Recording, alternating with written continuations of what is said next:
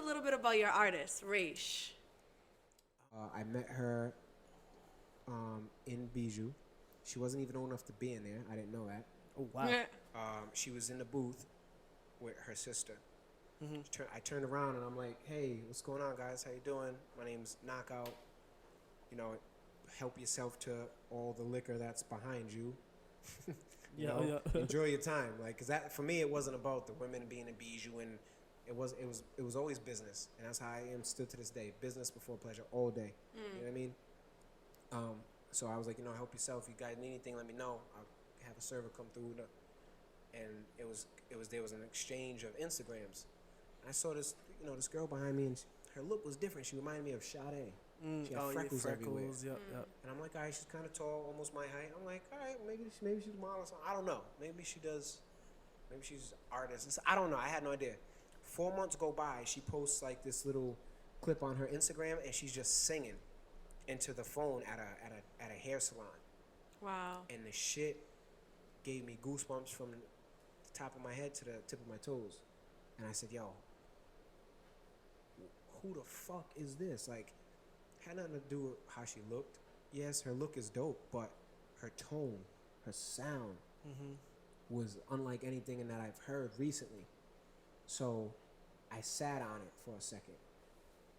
I showed my boy, Khalid, right? I showed him, I said, yo, I kind of want to make this happen. What do you think? And I showed him. He said, trash. Just like that, trash, blah, trash. Wow. So I was like, damn, am I tripping? Cause I heard some fire. I heard, a legend in the making, and she don't even know it. Like, if as a DJ, I feel like I have an ear for good music. You know what I'm saying? But that is a timeless act. Like, her sound. Yeah. If my parents will like it, my aunts and uncles will like it, then that's forever music. You know what I'm saying? She comes from that sound. You know what I mean? Maybe she's an old soul. Maybe she's been here before. I don't know. Yeah. Anyway, so I kind of second guessed myself. 3 months went by.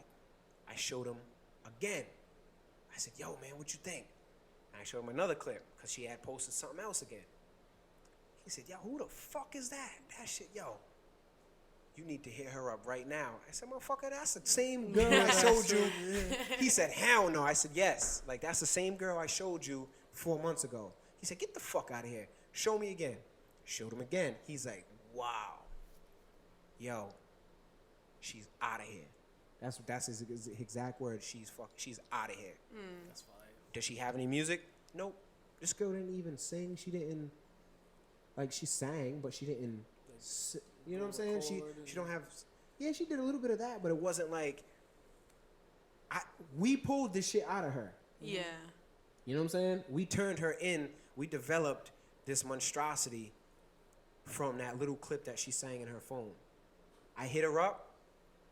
She curved me, right? As any female would, but it was all respectful. It wasn't like, yo, baby, yo, listen, shorty, yo, hey, ma. Yeah, you're not like that. No. It was like, hey, what's up? My name's such and such.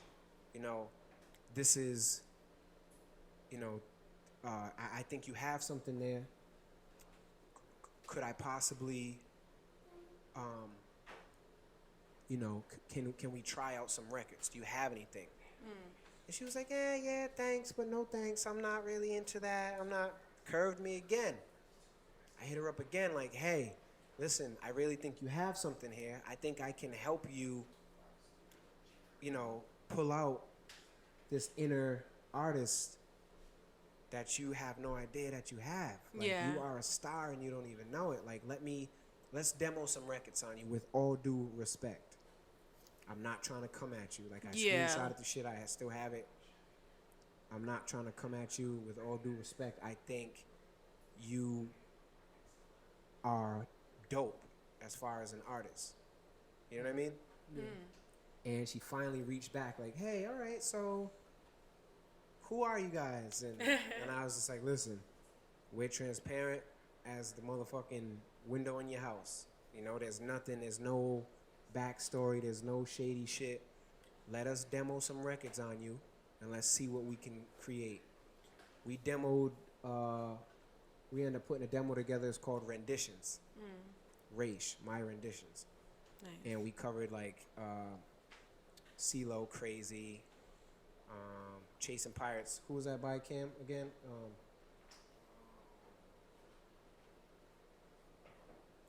Forgot her name, but Chasing Pirates was one. Nora Jones. Anybody knows nice. Nora Jones? Yeah. So she covered us, Nora Jones. We did a bunch of records at her studio in Boston. Very professional. It went well. Her SoundCloud started taking off like a wildfire with some gasoline added. Yep. And what I mean gasoline added, we didn't pay for likes or like listens. just No, social the shit promotion. took the fuck off like crazy. And then we did, and then we did a record with A-Rap. We put her on a record that A-Rap had produced, and she was the voice of the record. That shit took off. Rolling Stones. Was she like singing verses? Singing. Or She was singing, and A-Rap was the. You gotta check it out. It's pretty dope. It was in that EDM realm. Nice. Oh shit, she got that voice too. Yo, we was in every magazine, Rolling Stones. Like, listen, this shit is no joke. You know what I'm saying? Like, this shit really took off, and it's just a blessing, man. Like I said earlier on, failing time and time again just to get it right, just to fail some more, just to get it even more right and more tight. You know what I mean? So tell us a little bit about the new single. The single's called Money Pies. Tyrese heard her. He reposted her.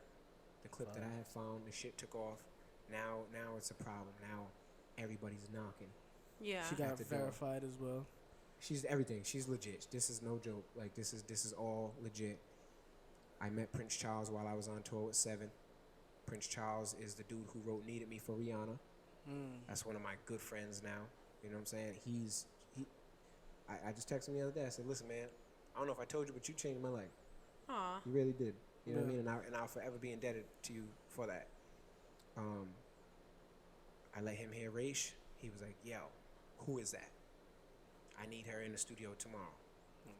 Flew her down to Atlanta. They got in the studio, did some songs. Money Pies was one of them. That shit happened. Craig Cowman of Atlantic caught wind of it. That He shit came into happened. meet her. That shit happened. 4 months after that, November of last year, we signed our first production deal with Atlantic Records. Fire. And then that shit happened.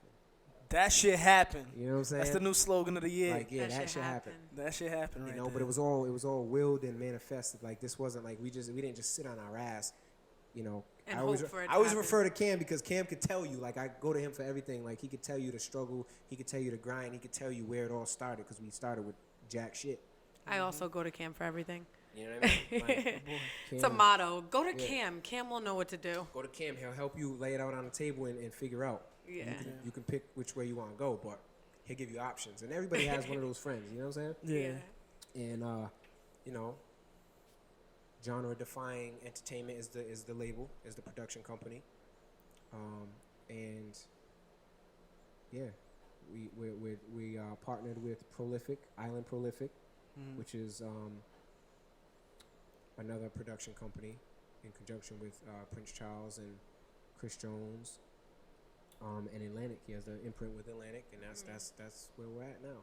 When I first heard Money Pies, I loved that song. It was so killer. But I remember around that time when we were with Henry, shout out to Henry, you played another song for us that you actually wrote. And I remember you mentioning at that time, which is crazy, because this was around like Christmas time and like Man, listen. you, before the song even popped, you had told us like, oh yeah, I wrote the song for this girl LMI, like blah blah. Yeah. So we're So like, every- like whatever. Like, So that song Boot Up, Yep. that everybody sweats at the end of the night. See, me, I'm different. I drop that shit in the middle of the night, crunch time. Like, I'm not Yeah. waiting for the end of the night to drop Yep. the hottest record in the country. Yeah. LMA, all right, this is how it happened. Me and Prince Charles was in the studio waiting for Raiche to come down. He said, I just got an email from Rihanna's camp. They're looking for a Christmas song. He was like, you know, a Christmas song though. Like, I wrote Needed Me, and I wrote every other record for Trey Songz, Mary J. Blige, a bunch of different people. he's a beast. One of the illest pens in the game, Prince Charles. And he was like, yo, I'm gonna do this Christmas song. We heard a beat from AO and Keys, or I think it was just AO. And Prince Charles just got in the booth. Listen, if you ever want to see somebody come up with a song from scratch, he's one of the people that you just want to be in the booth or just in the room when he's recording in the booth. Like, just the way it comes out of him. The kid is an angel. Like, he's different. You know what I'm saying? Like, he is very different. It's not something you can teach. You know what I mean? There's a different type of soul. I don't know what he did in the past life or what he is now, but he's definitely an angel, man. Like, it comes out. He opens his mouth and starts going, and the words don't necessarily come out. The melody comes out first, and he'll just start mumbling.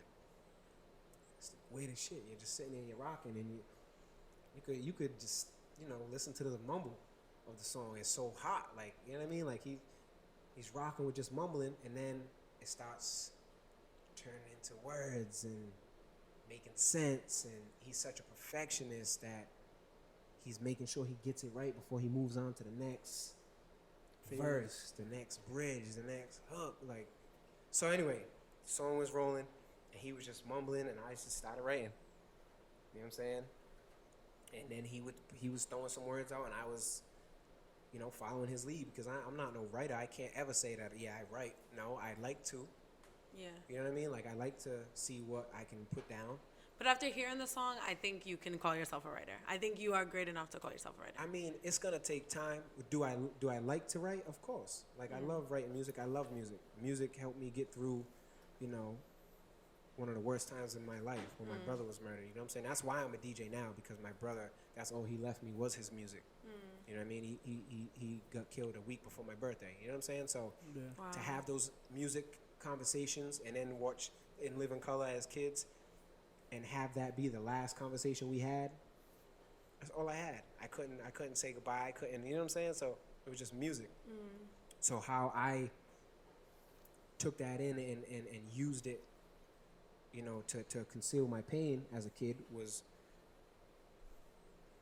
just scratching on them fucking records, you know what I'm saying? Yeah. And just Music really loud. being involved in music. And I picked up the trumpet, then I picked up the saxophone, like, you know what I mean? Like, music has been my outlet for years, especially ever since that happened. You know what I mean? So, would I call myself a writer? Absolutely not. But it was fun to help, you know, Charles put that shit together, and the shit is fire. It was made for Rihanna, She didn't catch. but she didn't pick it up. Ella May ended up grabbing it, and her and Mustard probably heard it. I don't know how that happened, but, you know, it was made for Rihanna, and I was praying Rihanna took it, you know what I'm saying? Because that would have been, you know, a nice highlight, you know what I'm saying? But Ella May, dope artist. Prince Charles also wrote, I think, her EP before the last one that came out with 10,000 Hours. Oh, okay. Prince Charles wrote that too. You know what I'm what's funny? Her new song, Naked, gave me, like, Rihanna vibes, and I was like, I remember you making that connection, so I was like, I wonder if he wrote that. I don't know if he wrote that. I don't know I if was he gonna wrote say, Naked. I was wondering that because I didn't even check either, so I can't. It was like a random thought. Yeah, I know for sure he wrote 10,000 Hours, and you gotta listen, like, you gotta go back. Ella May is a dope artist. She Yeah, is. she's We a were, baller. and that's the thing is, we were been Before- supporting her for so long. Because she used to be like doing those remixes on the Instagram, And we would post singing, them, and she would comment on it and stuff. "Thank you, That's blah, how blah." like it's so cool. Like seeing her go from that to, you know what I mean, like just Instagram mixes to like actual hit records. That's funny so because how Raiche. Yeah. So you so pull it's up. like, who knew that, you know, a girl that I helped write a song for, who knew that she was gonna have one of the illest? But listen, Boot Up's been out for a For long years. time. for 2 years now. Like, I heard that song a long time ago. I had the song before everybody caught wind of it. And you know, as a DJ, there's some fire, songs that though. you just love and like. You know what I mean? There's some songs that you just love personally, Yeah, definitely. but sometimes they just catch and they take off like wildfire. You know, and if you ever get a chance to check Prince Charles out, check him out. Like his Like music. he drops his own music as Yeah, well. yeah, of course. Of course. Yes. Got him. Yes, Prince Charles, man. He speak like his songs are deep.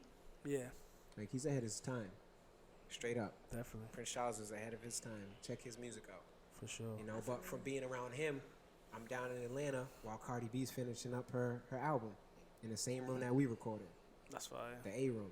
at Mean Street Studio, Drama and Cannon Studio. Mm-hmm. You know what's funny? Everybody's in there. So now it's so the last time I was in Atlanta, like I swear, and it always is like randomly, like it's weird. So I went to Atlanta, and like I went in there to like interview an artist, like I just set something up real quick, and I look over and it's like, what do you call it? Keke Palmer to the right. We're leaving now is Kerry Hilson. Yeah. The person who opened the door for me was what's his name? The one who did the song with Chris Brown, the Deuces song. Kevin McCall. Kevin McCall. So I'm like, my mind is like blown because at one, like Kerry Hilson is like, oh my God, like you know what I mean? Like that's like crazy in itself. And then like you run into all these people, but like you said, it really happens like that. Like you just happen to be in the right place. You're in the studio, you meet this person, and like you look around, you're like, oh my God, like you know, like I just. And that's how it's always been since I was a kid. Like I've been around these P-Pack shows, not even just music, like just in general, big time actors and stuff. I've never been a starstruck type of kid. I've always wanted to know more. Yeah. I've always wanted to learn from real. the person. So when I'm in these situations with these people, it's not like, oh shit. You know what I'm saying? Sometimes it's like, oh shit. If I see Oprah, I'm like, oh shit. That's Oprah. You know what I'm saying? If I see Will Smith, it's like, oh shit. Like Denzel, I'm like, oh shit. You know what I'm saying? Will Smith, I'll be like, oh shit. But I'm gonna try to learn from these people. Exactly. I'm not like Scared. I'm not like, oh my God, I can't believe I'm meeting you. It's like, that was funny. How can I work with your camp? Like what can I do for you? Like, you know? I'm in the studio sitting there on the bench while Cardi B's in the booth. Wow. And I'm just listening to her drop her shit. Yeah. And she's funny as hell. Like how she is really how she is, and she's a dope person. I've met The Dream, dope dude. Sean Garrett. I was there when he was working with Cardi. Dream came through. Jazzy Faye. Young Thugger was there. Like Uzi Vert has his own part of the studio, the B room. Like, you know what I'm saying? Yeah. It's just someone's always there. Yeah. You don't know who it is. And it's just a dope environment. You know, once you're in that type of industry and lifestyle, like you really gotta move the right way. Like it ain't no game. Don't get it fucked up. Like it's not no game at all. Like don't and even think if you're it gonna is move funny in them situations because your shit will get fucked up real quick, fast and hard. You know what I'm That's saying? why I always say is like it's not a game at all, but I always say you gotta play to win. Oh, you know you gotta play to win. Like you gotta play to win, and you gotta move right. Yeah. Because as quick as the shit came, as quick as the shit can go. So speaking of all these people, speaking of all these blessings, right now you're about to go on tour with Jeremiah. Couldn't forget that one. Yeah, that's so. How did that come about? All right, so you know what I'm saying? 7th Street had jumped on Jeremiah's tour for 3 days, or whatever he had going on. We jumped on 3 of his dates: Sacramento, Santa Ana, and San Diego or something, or Santa Cruz or something like that. I don't know. I can't remember. And I did what I do. I got busy. You know what I'm saying? I hit that stage and I got busy without outdoing the next DJ that was coming. You know what I'm saying? Like for me, like if there's a lineup of DJs, I'm gonna leave some heat. I'm not gonna, hit you with the fire extinguisher That's what we call early it. and try to play Bodak Yellow and try to play at the time. Bodak Yellow was hot. You know what I'm saying? I'm not gonna try to play. I'm gonna work with my shit that I know is gonna rock, but I'm gonna leave the last DJ the top 10 tracks in the country because he's gonna need them. After I'm done with what I did, he's gonna need them 10 tracks. You know what I'm saying? That's fire. Like, and I'm not the type to do that. Like, I know how to play my position. And shout out to a lot of you young DJs, man. You gotta know how to play your position. Like, sometimes it's not always about outdoing the cat before he comes on. Just play your position, man. Like, there's, sometimes you gotta come off the bench. Yeah. I came off the bench many a years. You know what I mean? So when I'm on tour, if we're not the main act, I'm playing my position. And I will leave you gems. VVS diamonds. I will leave them for you. I will work with the K colors and the I colors and the... You know what I'm saying? Yeah. And I end up getting busy. Heard that they needed a DJ. I reached out. No, actually I can't remember if they reached out or I reached out. And they said, yo, we're going this route. I was like, all right, cool.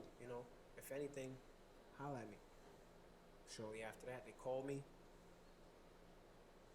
And my first show with him was in Houston. I think, well, I know for a fact he was sick. He couldn't give them a show as he wanted to. You know, it didn't make sense for him to get out there and stress his vocals, because you know that's all they have as singers. You know, Jeremiah's a genius though. Don't get fucked up. He's a super duper smart human being. His pen is crazy. His wordplay is crazy. He can not only just sing, he can write his ass off. Yeah. And he could probably produce, because if you're that smart, you could do all of it basically. Yeah, hell yeah. So he couldn't make it out to the stage that day. So we only had one other option. Go out there and give them a fucking show. DJ that ass off. But I didn't do it by myself. I did it with the band. That's fine. Dalton, Zach, and on the keys at the time, Alex. And that was nerve-wracking, because it was like, yo, go out there and give them a show, or go out there and choke and fuck it up for everybody. You know what I'm saying? Like, my bad, guys. We gotta be out. So it was like, all right, you know what? I hit Dalton because he's the drummer. He's usually the drummer or whoever's musically directing, who's been there the longest. I was like, listen, I'm gonna play these records. I'm gonna take the bass out of my mixer, so that allows you to get your shit off. Zach, you do what you do because you're a beast at what you're doing. Alex, you do what you do. Everybody, we're gonna go off right now. I went out there. I talked to the students at Houston University, and I was like, listen, unfortunately, you know, it is what it is. Yeah. But we're not leaving the stage until we give you a motherfucking show. And that's what it was. So we gave them a fucking show. They forgot about, you know, the downside of things. And, you know, now I'm running with the Jeremiah camp. That's really and so Sevyn. dope. Yeah, exactly. Like, I got a show on the 23rd of September with Sevyn, but I'm about to go on tour with Jeremiah starting the 3rd, and I don't come back until the 8th of September. Fire. And Jeremiah is a dope dude, man. That's Quiet, so dope. but he's dope. Nice person. He's not a, you know. Yeah. I met him actually before when I used to work at the Biltmore. He was very quiet, but very nice. Very And nice I see you person. brought Alex Sandoval out there. Oh. Helped Yeah, promote that. shout out the boy Loading. Loading Yeah, my boy like that's Lynn. what I'm saying though. You see what I'm saying? Like, I'll And a always lot of come back people- home to make sure I can help the next person. Yeah. Especially if your craft is on that level and you take your shit serious. I take this shit serious. Exactly. I love it. You know, I love DJing. It's not all about the money, but after a while, it has to be business. Yep. You know what I mean? Like, I'm not DJing for peanuts anymore. I've done that already. You know what I'm saying? So sometimes I have to say no to things. You know, and one DJ told me, DJ Stress, another dude who kind of molded me in this game. He said, man, supply and demand. And I didn't even know what he was talking about. I was like, all right, word. Yeah. And I said, well, you know, and then I asked him again, I can't figure out supply and demand. I researched it. I even went open a dictionary. Can't figure it out. He said, man, supply and demand. Left me for years with that. And I said, yo, Stress, man, like, drop the gems, man. Like, my hands are like this. Drop the gems. Know your worth. Sometimes you got to say no. There's mad clubs that I had to say no to because it didn't make sense for me to do that. Yeah. It didn't make sense for me to be there. It didn't make sense for me to take it, even if I needed the bread. It didn't make sense. Why? Yeah. Because You haven't built a brand. right, there's a brand. You know what I'm saying? You can't just say yes to everything. You can't. Why? Because now you're not in demand no more. Yeah. Motherfuckers know where to reach you. Yep. They know where to see you tomorrow or the next day or the next day. Well, you definitely dropped some gems on You know a what I'm lot of saying? people today, so. Before we wrap up, can you give us like one gem you'll give to an upcoming DJ? Yes. Or, you know what I'm saying? Something that will really touch their. One gem that I could give anybody who's watching right now is wherever the mind goes, the body will follow. That's very And dope. it's not as complex as you think it may seem. Yeah. Wherever you see yourself, keep seeing yourself there. Your body will naturally it'll naturally turn in that direction. Whether it takes 5 years, 5 months, 5 days, a week, 10 years. This shit took me forever to get where I'm at. I always wanted to find an artist and sign a record deal and do all that. You know what I'm saying? Like that's been a part of my dream. That's not just my dream. Yeah. You know, but puzzle pieces are starting to come together. Now I'm starting to see the picture. Yeah. And it's because I saw myself being there. And for those who may not know, I was a firefighter. No one saw me being where I'm at now. You know what I'm saying? That door closed. And we can get into that at another, another podcast. But that door closed, and there was no other door that I had, the choice of walking through, but the door that I walked through. Because I saw myself walking through that door the whole time I was on the fire department. The whole time. I knew that door was the door I was going to go through. I would never quit the fire department. You know what I'm saying? I was never going to quit my job, but unfortunately I got fired due to, me standing up for my community and my people. You know what I'm saying? But I'm not mad. I'm just... You saw yourself somewhere further. I see it first, and I work towards it. It's not about the money. It's not about the flash. It's not about the fame. It's not about the jewelry. Not about none of that. It's not about none of that. I don't follow trends. I don't care what's going on down the street. I don't care what's going on up the street. I don't care what's going on in front and back of me. I'm doing what I'm doing. And I'm so good at what I do that it's going to get me there regardless. And I'm in competition with nobody but myself. Yeah. Well, we love you. I love you. Guys too, man. I love having conversations with you because it kind of, you know what I mean? It always like kind of centered. Because you'll run up on me. I always tell Jesus, like, you'll run up on me like, Maddie, you need to do this. Like, Maddie, you doing this? You doing that, whatever. And I always feel like it gives me like that big brother vibe. Like, you know what I mean? You always got my best interests at heart. Like, I do that because I didn't get to where I'm at by myself. Everybody helped me. Everybody. The city. Providence, Rhode Island. My city, that's why I carry it everywhere I go. You guys helped me. Regardless if I tell you in what ways you helped me, but you helped me. For real. Everybody. To neighbors, to strangers, just going through life. Like, I've never looked at a failure as, damn, now I'm going to post some depressing shit on my Instagram and stay in my room for days. No, it's not about that. It's about embracing every F and every L.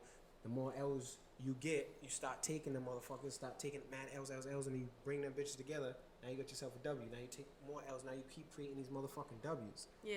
You know what I'm saying? That's what I've learned. And then we pop champagne. Yeah. Brother, so dope interview. Word. We are so glad that you came. Thank you so much. I'm glad that I came, now, because shit, we tried to get this in before, Yeah.